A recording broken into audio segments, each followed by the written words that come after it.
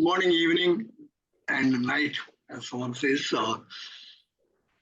This today's session concludes what ambitiously we started off as a LitFest in a virtual mode.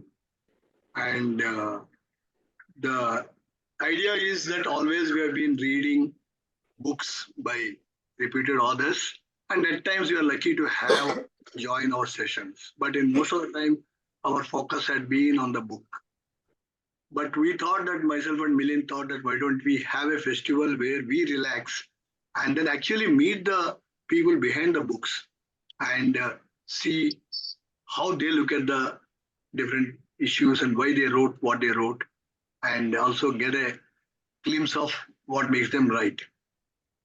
And we are very, very fortunate to have three different distinct genres, and starting with a super achievement in the film world, as spoken by Bala, is given a totally different non-filmy take about the person Rajnikant who is behind it in a very beautiful way. Then that followed by the real gurus, Gopal and Rishi, who really made us feel younger. And also, more importantly, they still could give us some things that to learn. Even at this age, we are really happy that there was a real takeaways at the end of the session. And the way they are positive and optimistic about the future is something that I think we all enjoy. Mm-hmm. Today we are switching the gears, and then we are having Ram Krishnamani with us. And we'll speak about him and then all that in the next 1 hour.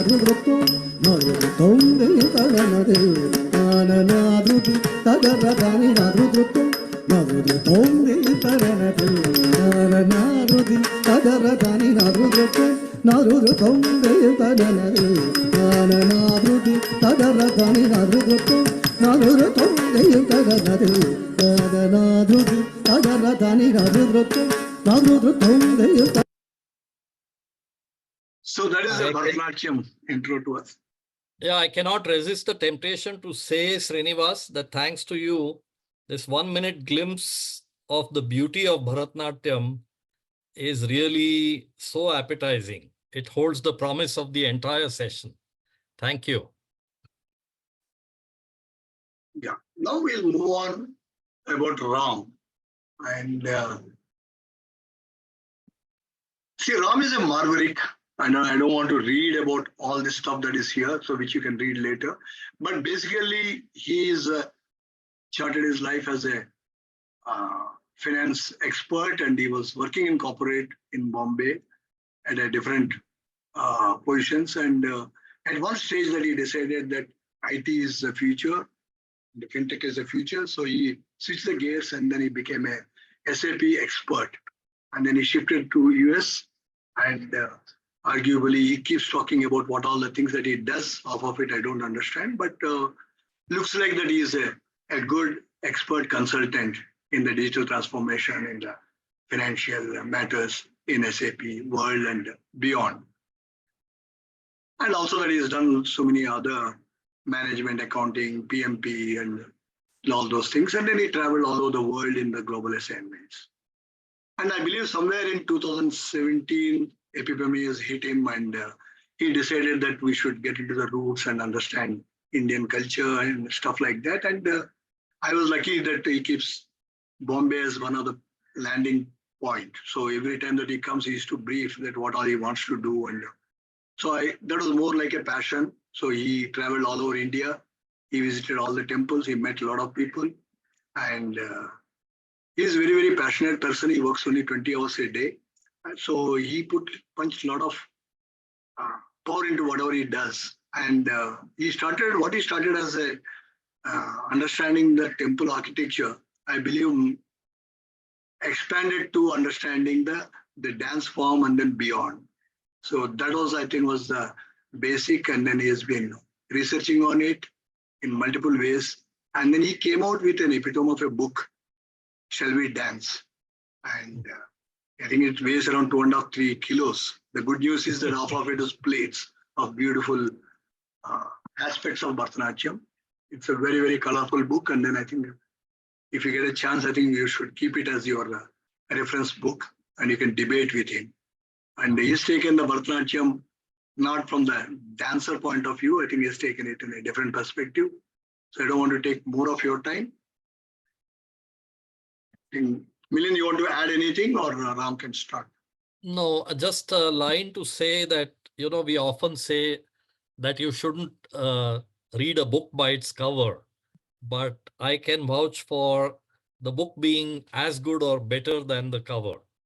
And so I'm all ears, like all of us, to listen to Ram. So please go ahead.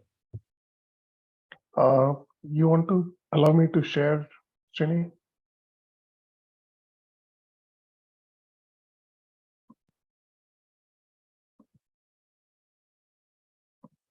Okay.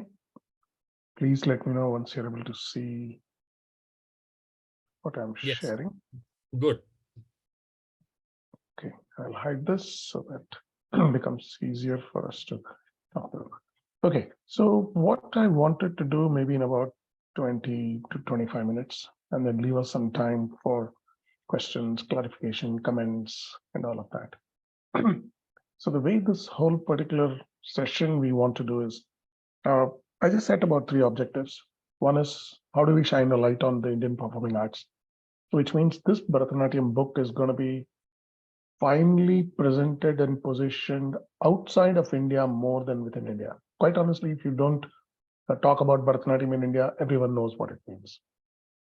The second part was, this is one particular area which I found it very, very interesting, that I wanted to link Bharatanatyam to the way it goes into the Vedic astronomy and the pure sciences. And in the following slides, we'll see and talk about how this thing works.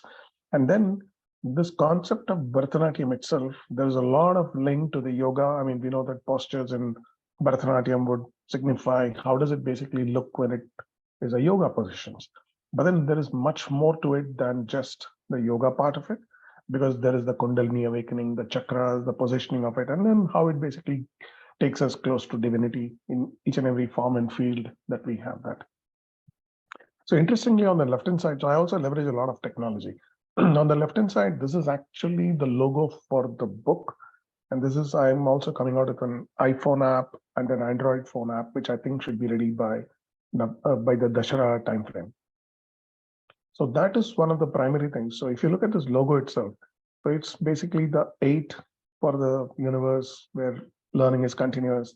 You have a Bharatanatyam dancer where she's basically embracing that unity is going to be the way she goes about. And then if you look at the way the concept of the lending of a hand from the continuity of learning, so that means the synergy, right? 1 + 1, and then there is a +1 factor that comes in when you're trying to reach out to learn. There is a concept of love, which basically has to be the type of environment for this to flourish. And then the color of red is for creation, color of green is for growth or sustenance. And then there is musical instruments all around it. And then there is a part of a halo around her to just signify that that's the glow that comes into her. What essentially comes out of this is I actually used AI to generate this creative component of it. It took me about a week to think through what to write and what in the new world of technology will be called as prompt engineering, if you like. So that's the significance of this particular one. I've divided the book into my concept of what we think we should identify as 4 different themes. The first theme is, where are we? Which simply means from a positioning, we know that we are in the part of the solar system, we're a part of the Milky Way. How does it basically position when you're looking at with a referential integrity in terms of the universe itself? Then we came down to the second part of it is primarily around whatever came from the Natya Shastra, which is by Bharata Muni, and my primary reference in this is Dr. Manmohan Ghosh. I have about 40 primary resources for my research and about 80 more secondary references, which are there, about 120 references as far as the book is concerned. The third part is I said, okay, having examined these two, there is a cultural connect. In fact, if we want to identify how does the iconography work, what is the culture component of it, how is the tradition connected? And then interestingly, there is a very beautiful fusion component that one of the persons who wrote the introduction to the book, she's very proclaimed Kalba, which is basically a fusion between Kalaripayattu, which is the Kerala martial arts, and Bharatanatyam, which combines to form Kalba. She's put it as a three-level program, entrance, intermediate, and advanced. And it's a 5-year program. She's working with the Ministry of Culture in India to get this identified as one more dance form. I've also lent a bit of reference to say, because dance without music is going to be incomplete. So I went back to tracing music. So I know a lot of engineers in this particular team and group. So I've gone into the physics of sound. Then I went into some evolutionary linguistics. How do we speak? Where is the origin for the saregama? And then I dwelled into the music part. And then I went into the abstract part of when we hear things like the Rasa Sutra, and then connected with yoga and divinity. So with that themes, this is just a brief about me. I'm sure this is all good to just read once, and that's fine. So the first part of it, where are we from? So I've just written on the left-hand side, whatever is the chapters in the book which dwells along with the theme. But what is interesting is, if we look at the galaxy, the Milky Way, which is on the right, which is actually a smaller part of the bigger part of universe, we are identified amongst the galaxies in the Orion spur. And then spur is again one method of representing a galaxy, and of that Milky Way is where we are. So we actually owe our origins to the Orion spur and the Milky Way. And the representation of the Orion spur is much more evident as you see the subsequent slides. Is this pace of what I'm going with okay, or do I need to slow down or speed up? No, you are very good. Okay, thanks. The next piece of it is, if you look at the way the Earth is tilted at 23.5 degrees, that gives you the tilt, which basically gives us the winds and the seasons. But whenever there is a tilt, there is a concept of the celestial north. The celestial North Pole typically is looking towards the North Pole. And as we talk in the 2024, we are actually pointing to Polaris. But what is going to happen is, on its axis, if you look at the way it spins, the North Star will keep changing every 3,000 to 4,000 to 12,000 to 26,000 years, 25,172 to be very precise. So that's called the precession. And whenever you look at this precession, the way the stars move, this will change as well. Why is it being referred to here? We'll see it in literally one slide from now. So that brings us to, again, if you look at the way the star constellations are, there are about 88 constellations that are currently talked about and spoken about. Amongst that, one of the most important ones that will basically give it some importance is what is the Nataraja iconography. And that's primarily based on the Orion the Hunter, at the middle of it, the Mrigashirsha Nakshatra, and then at the base of it, which is basically the Lepus, or in the Indian astronomy, we refer to as Moyalaka. Moyalaka is a hare, or in the English part, called as a Lepus. Now, when you basically get those parts referenced, this is the iconography that you get for the Nataraja. Now, this is significant because this is identified to be the perfect posture for Shiva, who's identified as the dancing Nataraja. Now, there is a concept which is going to explain what this means. So, the period from the Big Bang till the point where there was a possibility of creation, that is referred to as the Rudra Tandavam. And the Rudra Tandavam is identified with Ravana, for example. And the state for you to reach, it passes through 3 stages, which is referred to as something which is arupa, which means there is no form. The second one is a formless form, which is referred to as rupa arupa. And then the third one, which is called the sarupa. And sarupa is not the same as swarupa. So these 3 are states of point in evolution, which is referred to as Rudra Tandava. That's a very significant takeaway from this particular slide. And then if I take this Nataraja point and take it forward, what used to happen is, now we're going back in time to 26,000 BC, where Agastya was the pole star. Now, as the stars started moving with the way the positioning of the Earth's precession happened, around 13,000 BCE, Agastya was the North Star. And that was visible from the same latitude of Chidambaram. Now, the beauty is, Chidambaram also in Sanskrit would be Chitta Ambaram, a starry night, or on a full dark night, you should be able to see it's just flooded with stars, not filled with stars. So that's Chitta Ambaram. And also from the 5 elements, Chidambaram is identified to be the origin for space. But this was the iconography of Nataraja, which was first noticed in Chidambaram, and the dating goes back to 13,000 BCE. Now the beauty is, I want to bring it straight to 2008. At CERN in Geneva, where there is an Institute of Particle Physics and the Higgs boson, the God particle related part was being done. BRC actually donated a 6-foot tall Nataraja to CERN, and the one who really lapped it up was the Austrian physicist whose name is Frank Capra. So Frank Capra actually goes on in his book to write that Ananda Tandavam, which is the representation of the perfect equilibrium which shows Nataraja in his dance posture, he says it's an equilibrium at a very subatomic level. Now the beauty is, Ananda Tandavam is shown as equilibrium, but this is the point from which the origin of creation was possible. And where is it described? If you read the 5th mandala and the 6th mandala of the Rig Veda, there is a Shri Suktam. The Shri Suktam definitely references to that particular point.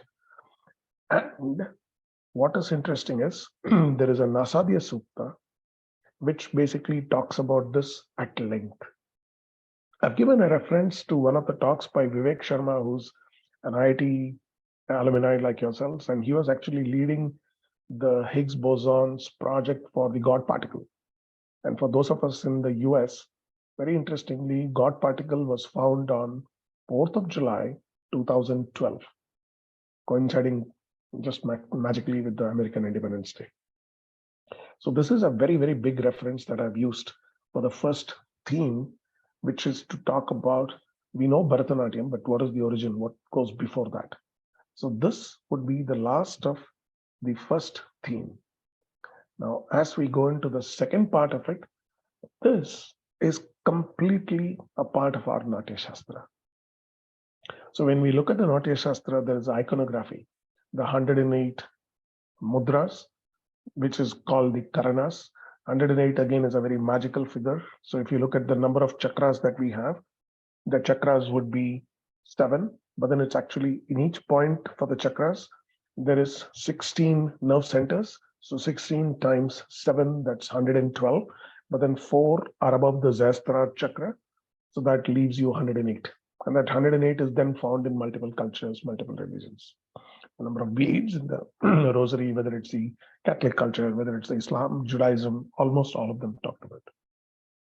So when we basically look at the evolution of the iconography and the culture, and then there's a lot of tradition associated with it.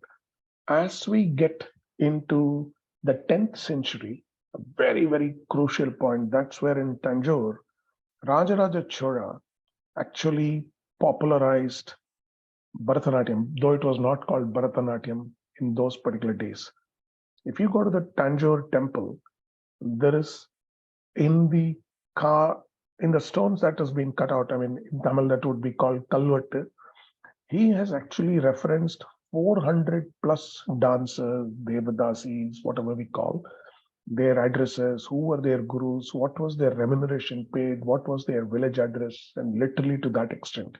And I had the privilege of actually going inside the second level of the temple, where about 81 of the 108 Karanas are actually depicted, frozen in points in time in stone.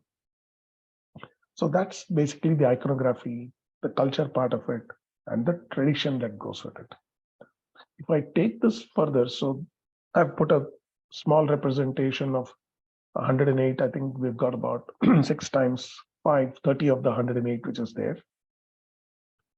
These have been, I've devoted one page to each of the postures. So 108 times 2, 216 pages of the book is only Karanas. And I've used Padma Subramaniam as a reference for the iconography because she talks about what it means. A Karana is a transition, not a point in time. But what is frozen is what is explained. So that's the part for the culture. Now, typically, when we look at culture, we come into the Guru Sishya Parampara, where the Guru prepares the student to become a performer for their Ranga Pravesham, or what we also call as Rangetram. Worshipping the Guru and seeking blessings is a part of our culture and the start of a tradition where the Guru, after the Rangetram of the student, acknowledges them to be a performer and then goes on to continue the journey of the dance by performing along with her disciple who now has become a performer. So that's more like a graduation ceremony for showing or showcasing the ability of the dancer to take this to center stage. And very interestingly, the first thing that comes into play there is the Gungru, because that is what, after seeking the blessings of the divine, they basically get the Gungru. The first performance, the first Gungru traditionally was the Guru helps the student to graduate to become a performer. So these were actually out of one of the Arangetrams done at Trivandrum in the ruling family's person who allowed this to be shot, and this was performed in Trivandrum. And then the celebration of the student as a performer is literally worshipped as Shakti or Devi. And this is where there is a spark of divinity that one looks towards for hope, blessings, and then becomes a part of divinity. So this is the part of the iconography which you see from the galaxies brought down to the stage.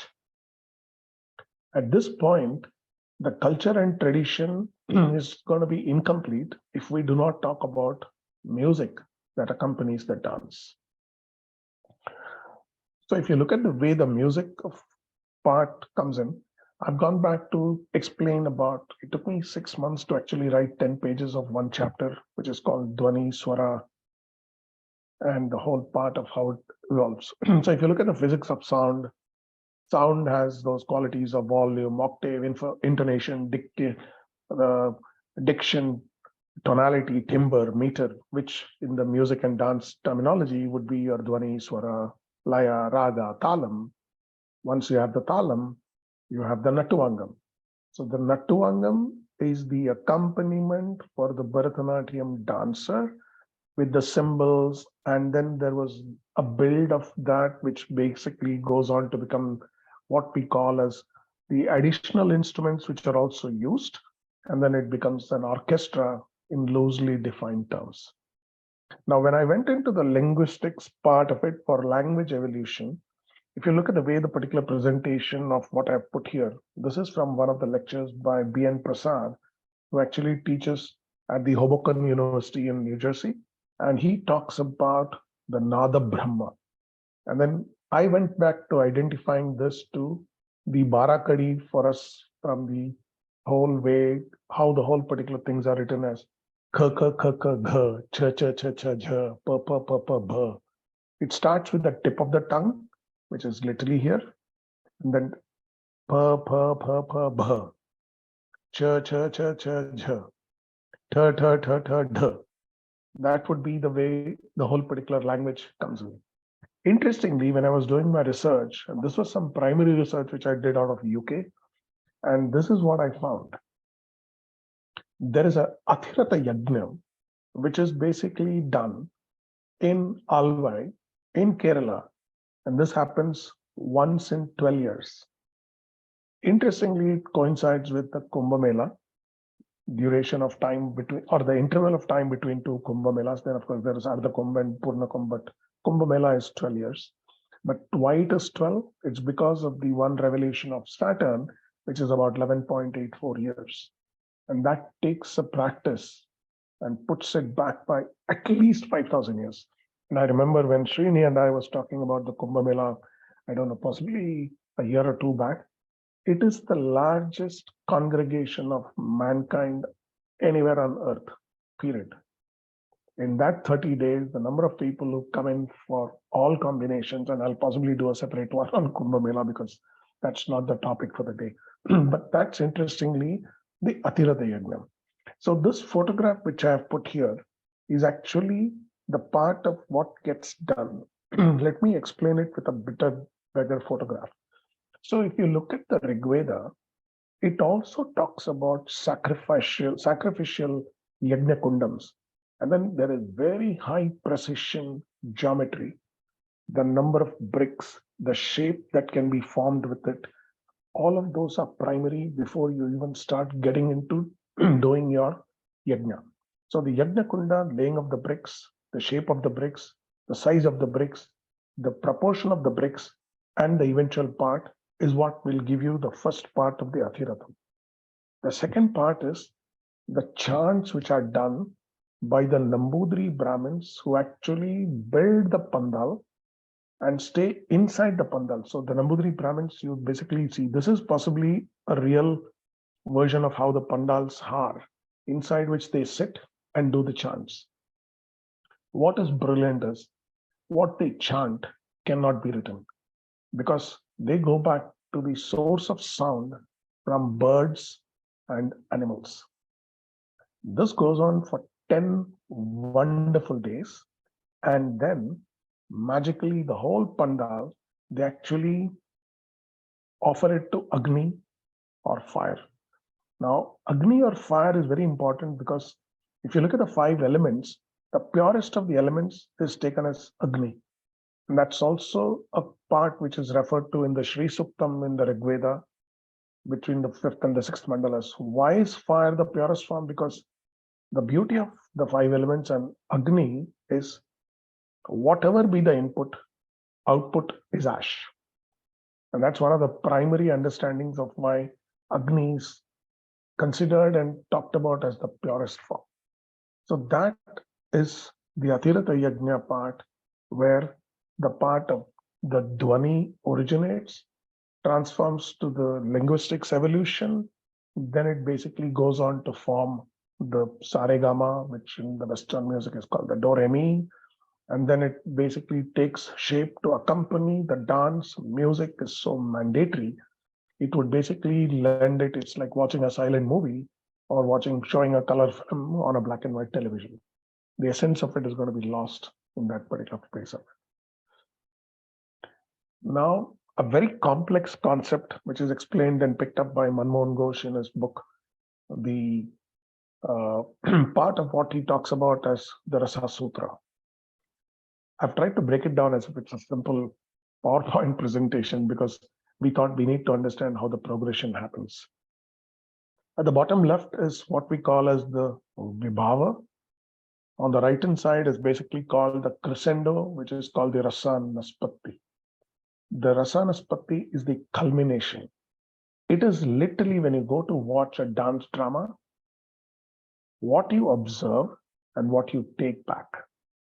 So if you look at the essence, let's say the core of the dance drama is a very beautiful love story which has the ingredients of the lover and his fiancée set to a beautiful moonlit night in front of some oil lamps or a flowing river or a particular part of nature which is blessed with fragrance of flowers and stuff.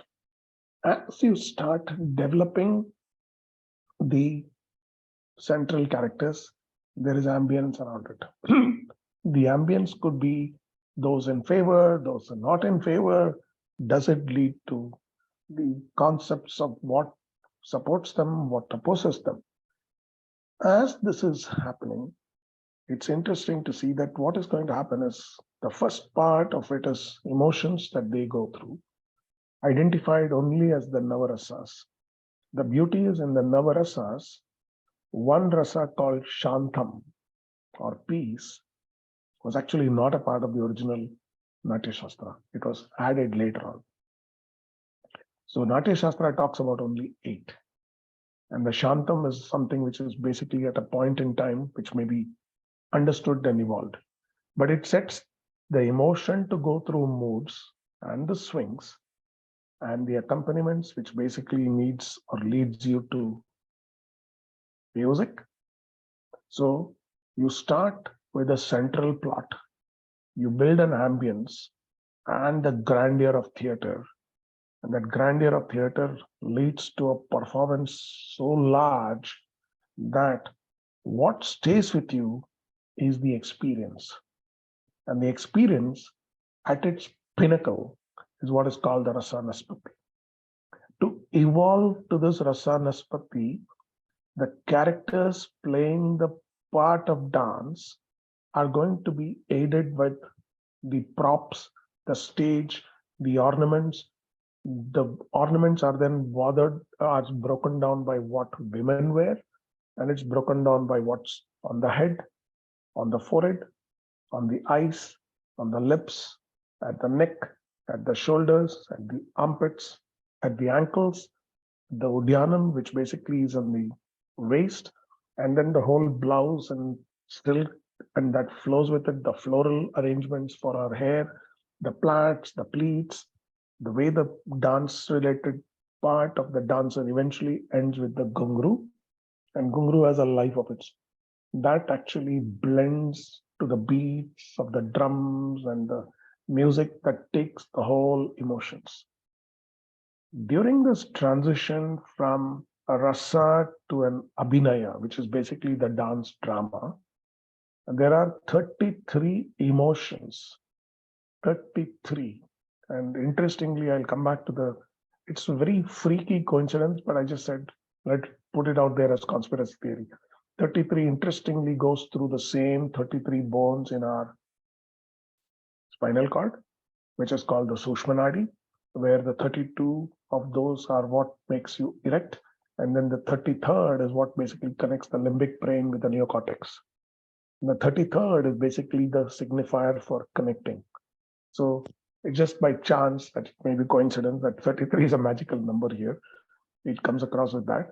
And the Rasa Sutra is the pinnacle user experience that we carry when we see a very brilliant, engaging performance. But this is going to be just a part of the story. We spoke about divinity.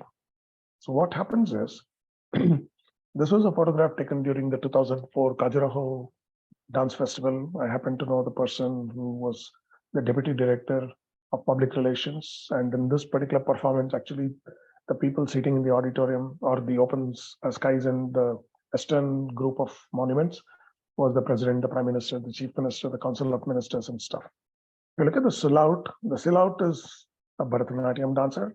The side view of the Kandariya Mahadeva temple gives you an impression that it is possibly a very, very majestic side view of a king attributed to Shiva, somebody as regal, and this is just one of the silhouettes. But what is the significance of this? The significance of any South Indian temple is as we enter a temple, there is the Dvajastambha. The Dvajastambha actually points to the celestial north, very important for us to know. And then as you go through the Vimana to the Ardhamandapa to the Purna Mandapa to the Garbhagriha, you're actually going to the innermost core. And that's actually positioned as the Kundalini awakening through the various stages of our yoga. Whether you read Patanjali for the Yoga Sutras, or you basically look at any part of yoga exercises, the positioning of as within, as without, which is what eventually takes you to the core. So this whole part, and there is a beautiful chapter I've actually referred to. There's one dissertation of one Dr. Bindu Shankar. She actually did that dissertation in Ohio in 2004, and I caught up with her and she allowed me to use 3 pages of her dissertation, which I reproduced in the book. So as you walk through the Vimana to the Garbhagriha, it is actually going towards divinity. The last slide is going to be a very interesting one, because this is at the Tanjavur Brigadishwara temple. The way the temple is built is almost like a person who is performing and prostrating to the Lord. The way this whole particular Brigadishwara temple was deciphered is actually also the origin of how the Bharatanatyam itself came about. And this again goes back to the Kundalini awakening. And the beauty is the Kundalini awakening is also a reptilian. The reptilian part is what is identified as the evolution of the consciousness from the gross to the subtle. This is exactly what we think would be the divinity part. So that was just my conclusion of the lecture. I would love to stop and take questions.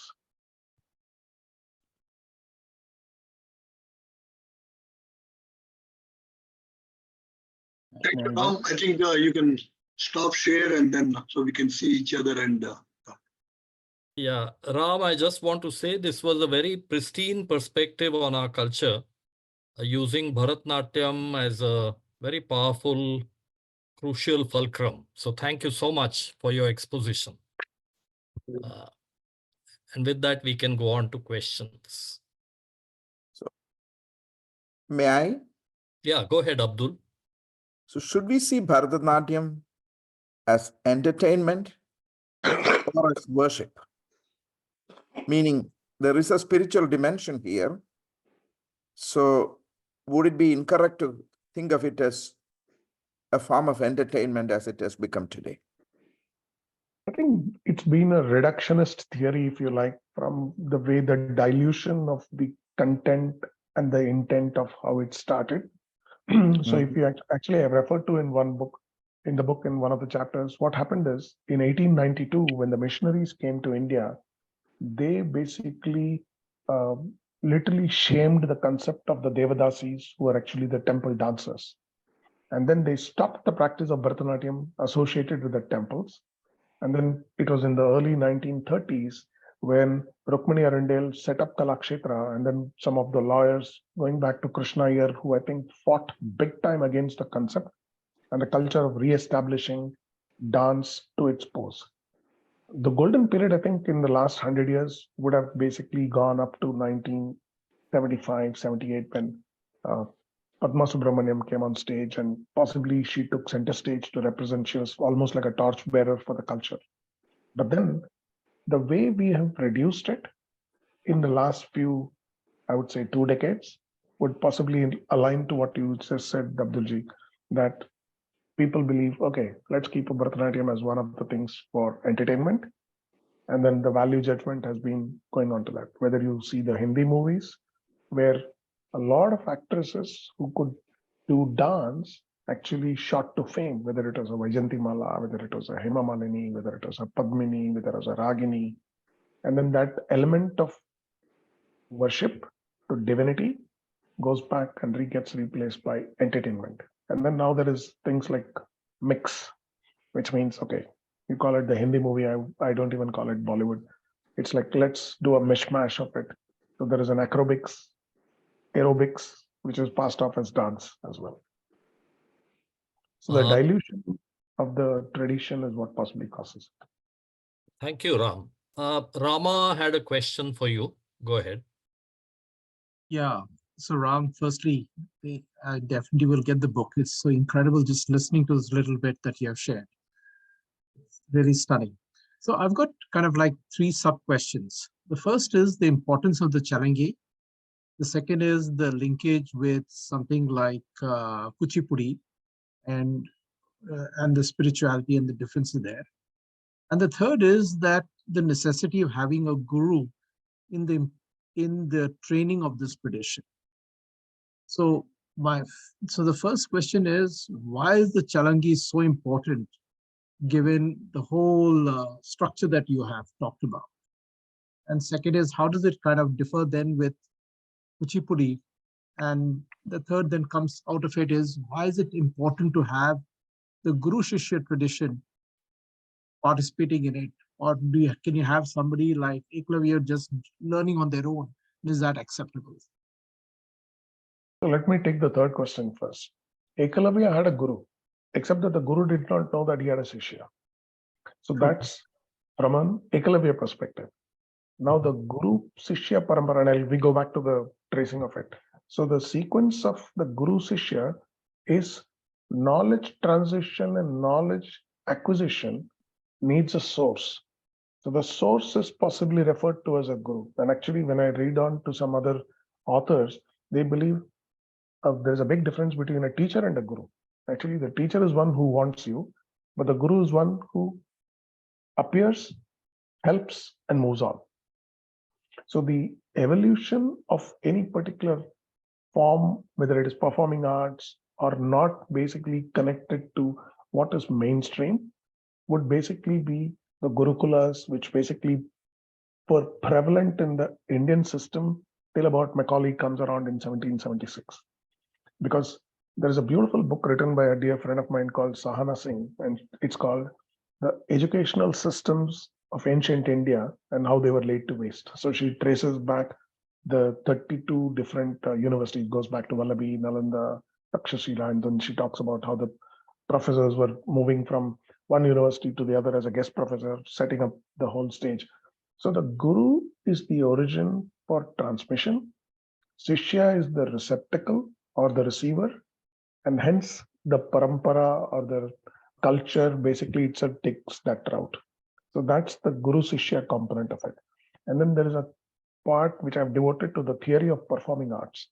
So what happens is, even in every part of practice, there is a theory component which you still need to go through. That's basically the frameworks of it. And there are about 5 or 6 different frameworks, which is called the Gharanas in the Bharatanatyam style also. So the source is the one which basically, think about it like a river. For it to flow, it still needs a source. So that's the evolution of the Guru Shishya. The second part of it was, I need you to restate. The Chalangis, the importance of the Chalangis, the bells. So the Chalangai, basically, or Silangai, is literally prevalent in all the 8 different forms of the dance that you said. Interestingly, I've devoted a full chapter on the 8 different types of dance when we basically started tracing the origin of dance, origin of Bharatanatyam, and I mentioned with a map as to which part of it comes from, whether it's Kuchipudi, Mohiniyattam, or all of them. So Salangai forms the mainstay of all the forms of dance. Odissi big time, Kathak big time, and Bharatanatyam as we see it. Actually, in Kathak, it's much more prevalent than in Bharatanatyam. In Bharatanatyam, it is more the abhinaya, the expression, and the use of hands. Kathak, actually, the person dancing could possibly just keep her feet to the ground with her hands around her waist, and the chalanga itself and the bells, which basically they are actually the medium of the language of the dancer without making a vocal sound which we resemble or identify as a language. So Salangai is literally the medium of expression that they do. Now, the first question you had was, Shanji, just yeah, the linkage between the South Indian dances. I took Kuchipudi as an example.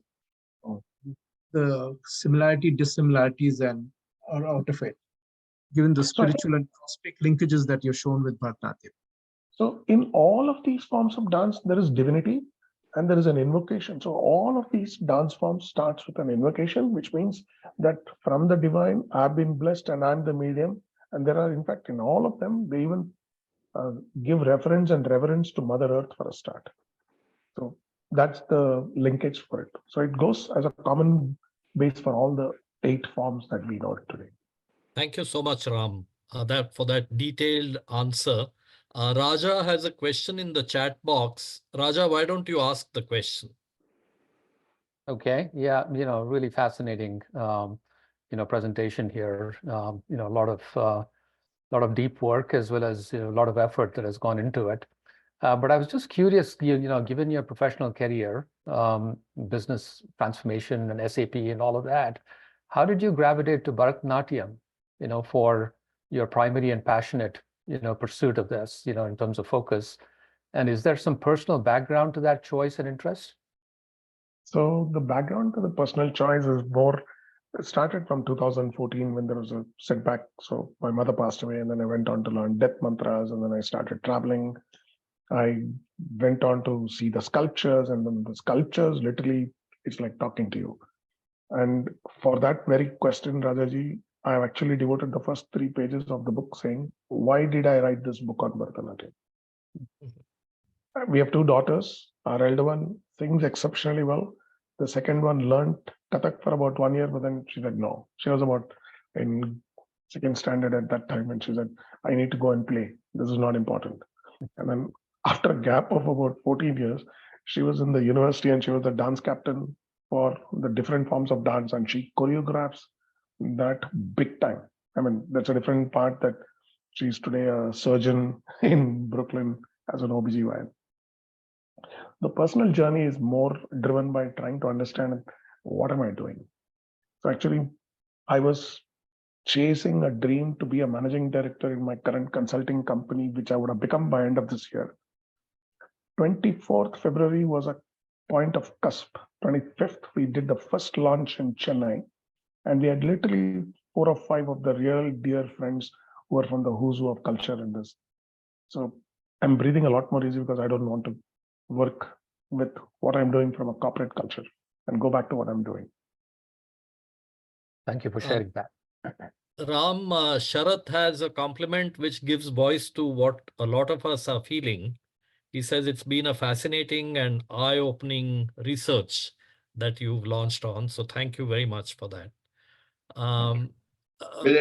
There's a hand raised by Ishan. iPhone. I don't know who iPhone is. So if you want to ask Before a that, question- Milind, Ishan has been raising hand for a while. Okay. Ishan, go ahead. So I have a comment and a quick question. Comment is, Ram, that HBS has a case on the Kumbh Mela, which Anjali was facilitating, stroke co-authoring, etc. It has a lot of stuff on how they put it together. So if you're actually going after this, looking at Kumbh Mela, I would use that as reference material. The question is, just what is the importance of 108? Because all my life, this number, through Shaivism and my mom and all has been dogging me. Like they tell me, Ishan is 108th name of Shiva, and this is the 108th thing.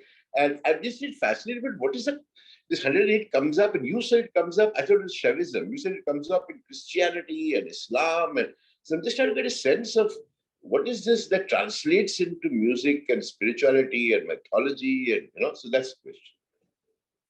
So 108 is what has been literally passed down to us from a generation's perspective.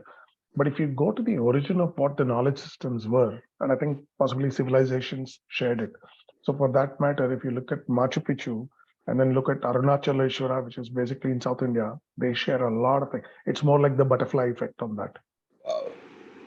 The 108 is a derivative of 112 minus 4. And again, the minus 4 is always because if you see a newborn child, the soft part of the head is where they say the Zehstrar begins.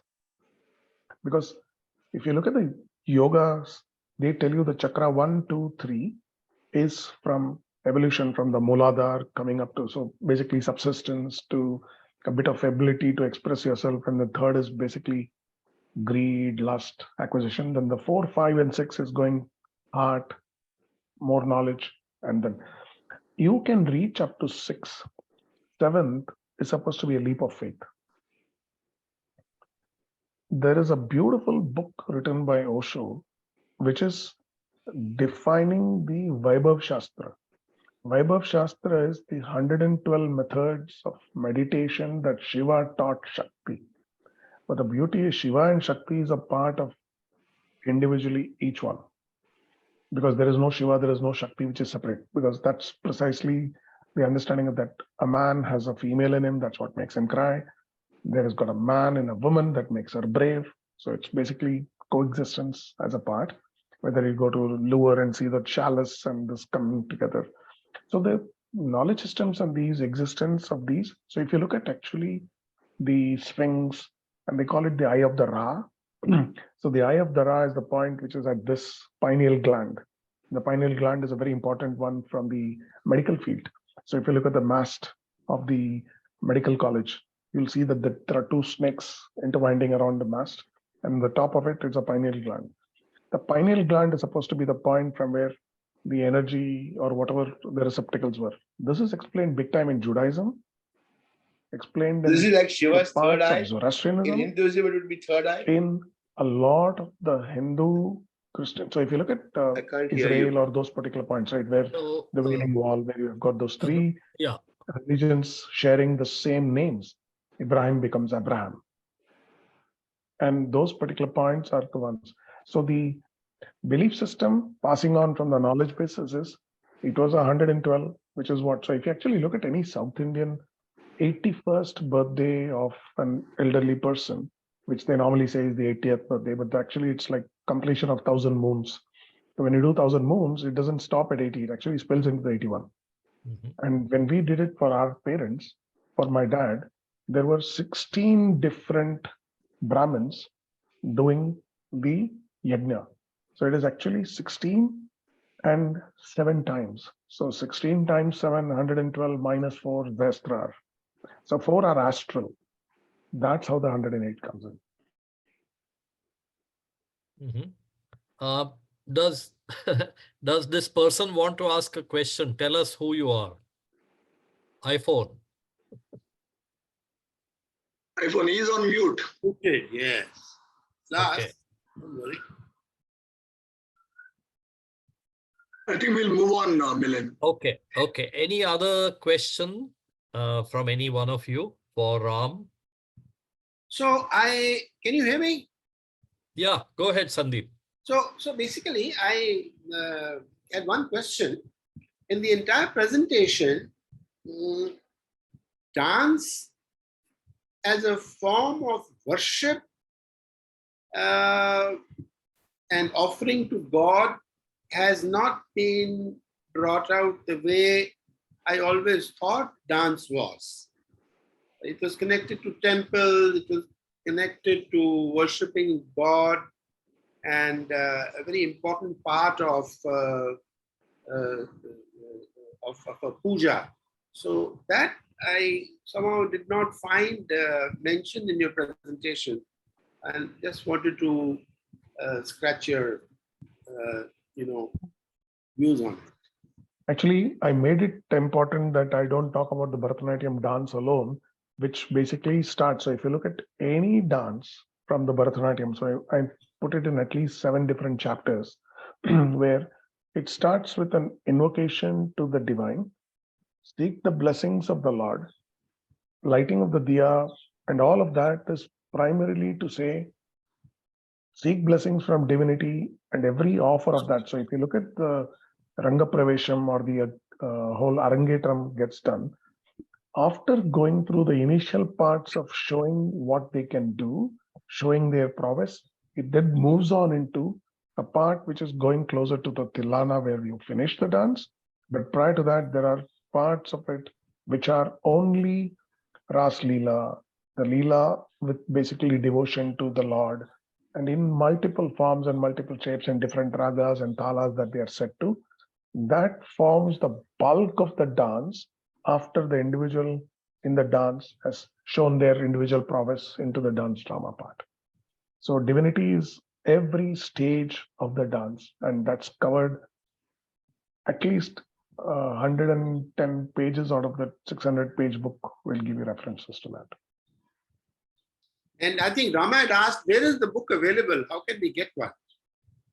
In fact, I'm getting about 200 copies to Bombay in about 5 weeks' time. US, I already have copies, and I'm basically able to take anyone who basically wants. I can collect the details from Srini and then I can reach it out to you. So it's not available on Amazon or anything like that. Sandeep, In it's on Amazon. Amazon, the Kindle version is available. What happened is it's also available as a print on demand in UK, which they will supply to UK and US and any part of the world. But if you talk to me, I'll be able to get it at 20% cheaper than what is available. Another big part, which I forgot to mention, is that 100% of the proceeds from the book is going to charity. And we are doing charity in two forms. There is one organization which is based in Chennai called Bharat Gyan. And this is basically for the Indic knowledge systems. And it's done in line with the National Education Policy 2020. I'm working with two of the PhDs who have contributed 30 years of their life to it.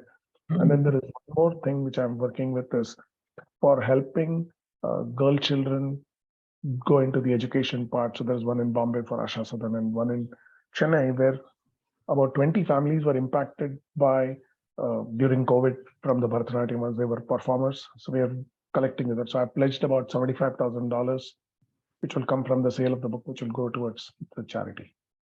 So I can get the names and reach out to you. And where are you based, Sandeepji? I'm in Calcutta. Calcutta. Oh, Bombay, I should be able to get books for you by middle of June. What's Dubai, Ram? Sorry? Overseas shipping? Yeah. Where are you, Sharadji? I'm based in Dubai. Yeah, Dubai. Oh, in fact, I will be in Dubai. So I'm doing about 8 launches in Dubai, Muscat, Qatar. I'm in Dubai on 24th. Actually, I can give you the address of my friend. He has got 10 books as we talk. Please do. But unfortunately, I'm not going to be here 24th April, did you say? No, I will be in. No, the books are already there. No, when will you be here? I'll be there on May 22nd May 22nd. through June 2nd. Yeah. Excellent. So look forward to that if you can send the details. Absolutely. Absolutely. Can I ask a question? Yeah, go ahead. The limelight. So Ram, my question relates to male Bharatanatyam dancers and female Bharatanatyam dancers. When I was in Moscow for some time, Bharatanatyam is extremely popular in Moscow. So you should figure out a way.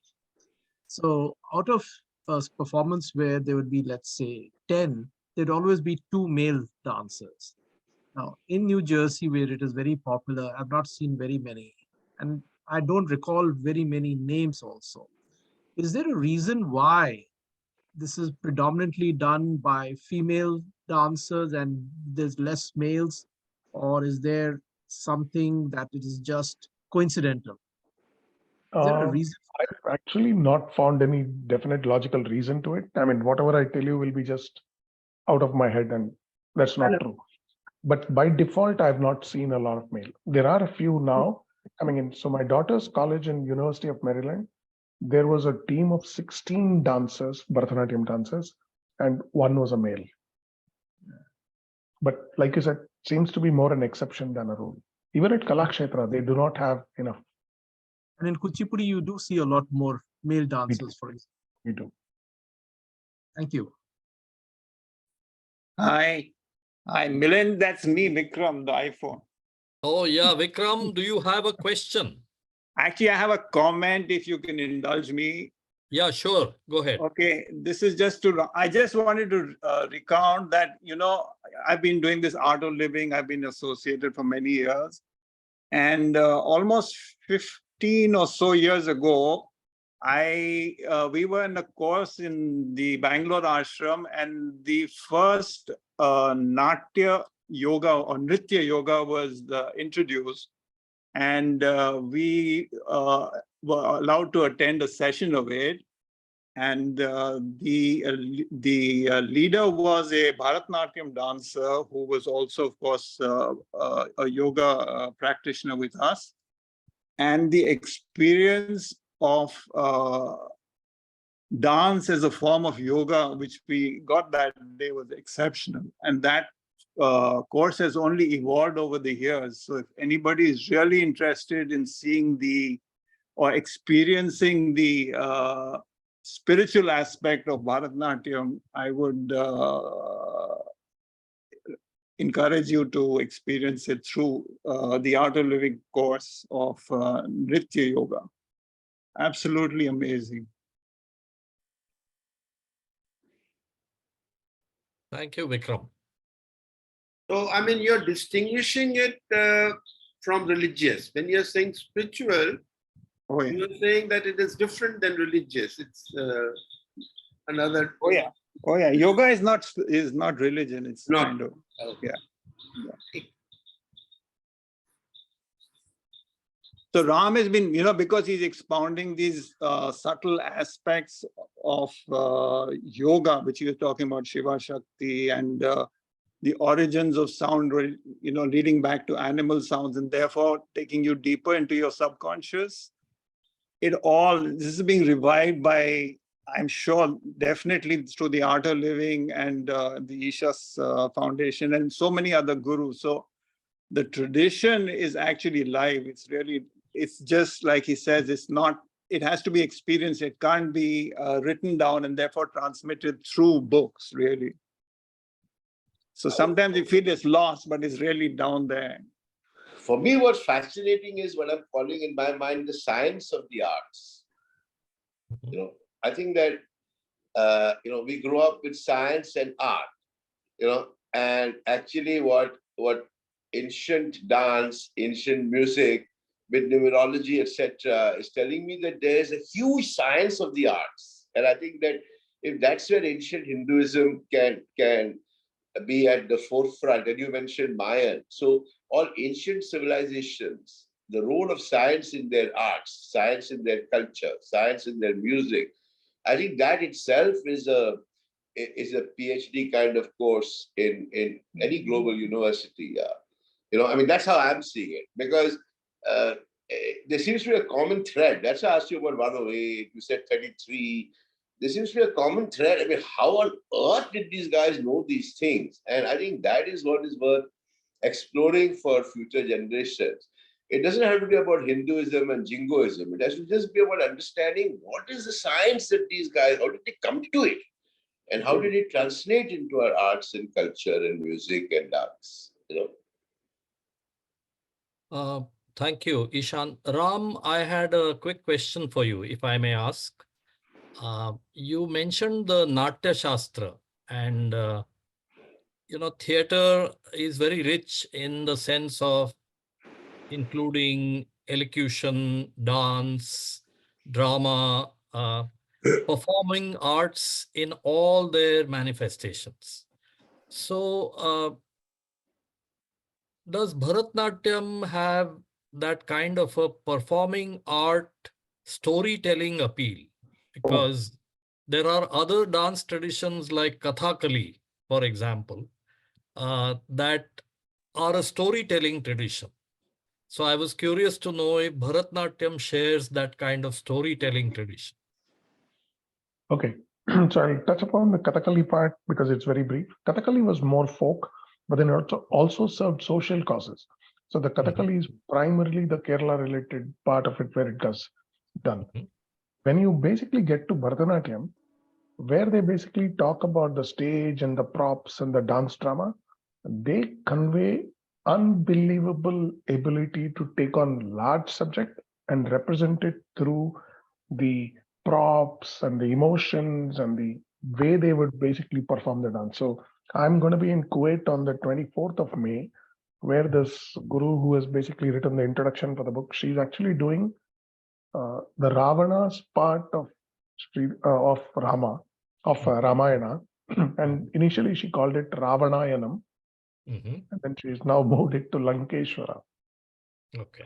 So the ability to do the storytelling actually takes, because there is the Abhinaya and the way, so the expression, the mode of doing it, how they do the whole Ratha being drawn or the demons being fought, the vanquishing of the demons and all of those this is a dance drama ballet. It's on It's on a huge, actually, Natya Shastra has only small parts of Bharatanatyam. It's got more parts of dance, drama, and performing arts.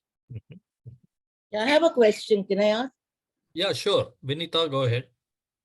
My question is that since we're talking about this as culture and as, relating it with so many different things, my question really is, why is it that the performers are mainly women? I think it was asked also by Ramaji, but I don't really know the answer to this because I've not seen, again, in the last 30 years of what I've been researching of the number of people who have come out from Kalakshetra, in Bharatanatyam especially, the number of male to female ratio is very much in favor of the women. I do not know. Even I your do not- Arangetram, when you hear about it, it's always the girls or the women who are doing the Arangetram, but you never hear of, very, very few, I think, who are in, if at all. Yeah, the exception would have been my friend. He actually did his Arangetram in Atlanta and he's all of 61 years. Okay. But that's an exception, not the rule. Because even your Devdasi system is all women who were dedicated to the temple, who were doing the... Ram, there's one name that comes to my mind for a male exposition of Bharatnatyam, Rohinton Kama. He was a very good artist and he did practice Bharatnatyam. The other name that comes to mind, and you can tell us more about him, is Uday Shankar. Uday Shankar carried the dance tradition very richly in India. So, males are exceptions, but there have been very strong male exponents of dance. So Uday Shankarji's dance is possibly, it comes out more because you see one amongst many who are just men. So his ability and importance, and of course, his storytelling narrative is brilliant. So that possibly speaks more for him. About the earlier one whom you said, I do not know enough of. So I will limit my comments to where I don't know. Okay. Uday Shankarji's performance is just like, I don't know how much of that is chronicled and caught in this book. So interestingly, this book, which I wrote, it took me about almost 4 years of research and writing. I leveraged tremendous levels of technology for doing speech to text, text to speech, because it cut down a lot of the writing part. And I dictated and it wrote, and then I corrected and those particular things. The piece that really clearly comes to the fore is there is no book available in the market which goes beyond Bharatanatyam to expose the Shiva Shakti component. Actually, we have got one of our guests on this Dr. D.K. Hari. I've actually borrowed, so he's the one who runs Bharat Gyan in India, according to Hariji. I think you might want to just say a hello to the team. So he's the one who's calling us D.K. Hari. So, yeah, would you like to say something, Hariji?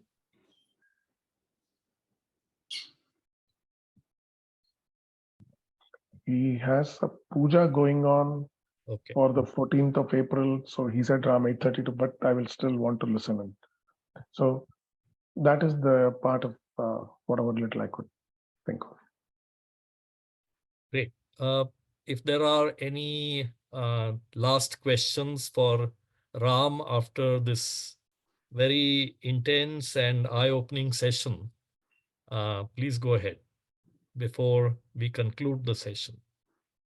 Greatly enjoyed it. It was a very, remarkable journey, very different from what I expected.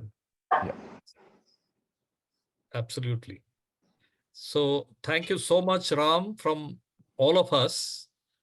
This was very enjoyable, very eye-opening, and like Abdul said, a very new perspective on Bharatnatyam. So it's piqued my curiosity for the book, as it must have piqued the curiosity of all the listeners. So when we get the book in hand, that would be the beginning of our learning again afresh. No, my special thanks to Milind and Srini and wonderful audience. Always happy to share whatever little I know. And thank you so much for the platform to Thank you be a very part much. of it. Really appreciate Thanks. Yeah. Like position. Good luck. Good luck. Brilliant, brilliant. Luck. Thank you so much. Excellent. Thank you.